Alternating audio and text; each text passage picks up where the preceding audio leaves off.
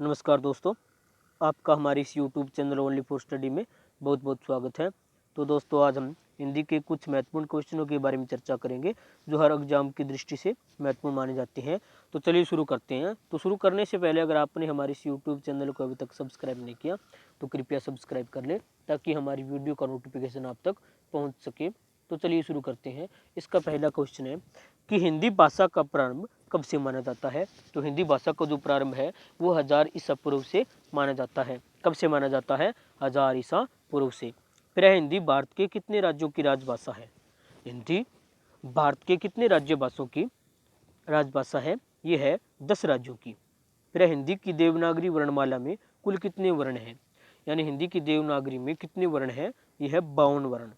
ठीक है। फिर ध्वनि संकेतों को स्थायी रूप देने के लिए किसकी खोज की गई थी? ये की गई थी लिपि की खोज। किसकी खोज की गई थी? लिपि की। फिर इसके बाद भारतीय संविधान में किस भाषा को राष्ट्रभाषा के रूप में स्वीकार किया गया था? ये किया गया था हिंदी भाषा को।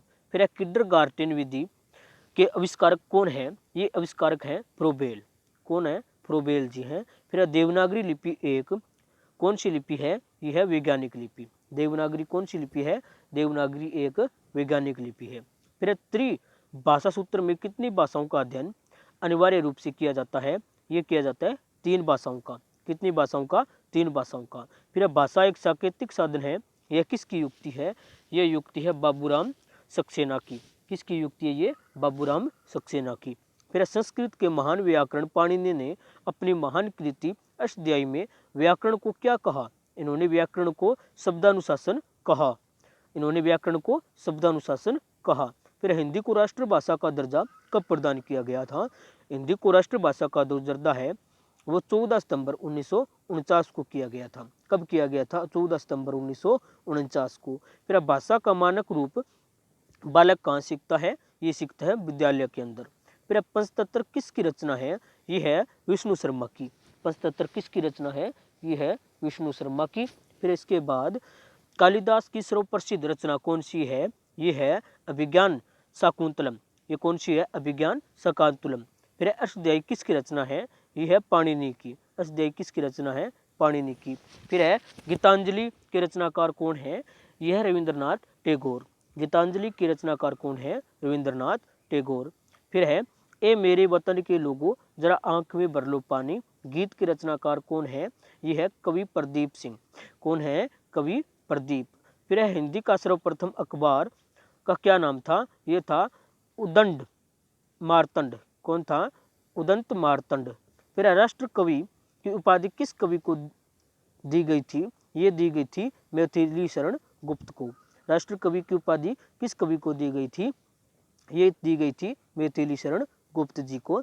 फिर है सुप्रसिद्ध मैथिली पदावली के रचनाकार कौन है? सुप्रसिद्ध मैथिली पदावली के रचनाकार विद्यापति हैं। कौन है? विद्यापति। फिर है प्रसिद्ध तिलस्लमी उपन्यास चंद्रकांता के रचनाकार कौन है? ये है देवकी नंद खत्री। चंद्रकांता के रचनाकार कौन है? देवकी नंदन खत्री। फिर प्रसिद्ध कहानी पंच परमेश्वर के रचयिता कौन है? यह है प्रेमचंद। यानी पंच परमेश्वर के रचयिता कौन है? प्रेमचंद। फिर ज्ञानपीठ पुरस्कार किस क्षेत्र में श्रेष्ठ कार्य के लिए दिया जाता है? ये दिया जाता है साहित्य के क्षेत्र में। यानी ज्ञानपीठ जो पुरस्कार है वो किस क्षेत्र में दिया जाता है? ये दिया जाता है साहित्य क्षेत्र के अंदर। फिर रंगभूमि। ये रंगभूमि उपन्यास के रचनाकार कौन है? प्रेमचंद। रंगभूमि के उपन्यासकार के रचनाकार कौन है? प्रेमचंद जी है। फिर अंधा युग उपन्यास के लेखक, अंधा युग के जो उपन्यास है इसके लेखक कौन है? धर्मवीर भारती। फिर इसके बाद दक्षिण भारत में हिंदी प्रचार सभा का मुख्यालय कहाँ स्थित है? दक्षिण भारत में हिंदी प्रचार सभा का मुख्यालय चेन्नई के अंदर स्थित है। कहाँ स्थित है? चेन्नई के अंदर। फिर हिंदी में मूल रूप से कितने रस माने गए हैं? हिंदी के अंदर मूल रूप से 9 रस माने गए हैं। कितने रस माने गए हैं? 9। फिर मैथिली शरण गुप्त को राष्ट्र कवि की उपाधि किस रचना के लिए मिली थी? ये मिली थी भारत भारती। किस रचना के ऊपर मिली थी उनको उपाधि? भारत भारती के ऊपर। फिर वर्तमान में प्रकाशित हिंदी पत्रिका हंस के संपादक कौन है?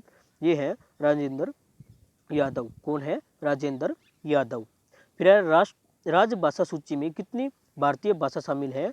यह 22 भाषाएं। राजभाषा सूची में कितनी भारतीय भाषाएं शामिल है? 22 भाषाएं। तो ये दोस्तों हिंदी के महत्वपूर्ण क्वेश्चन थे जो हर एग्जाम में पूछे जाते हैं। तो इसी के साथ धन्यवाद।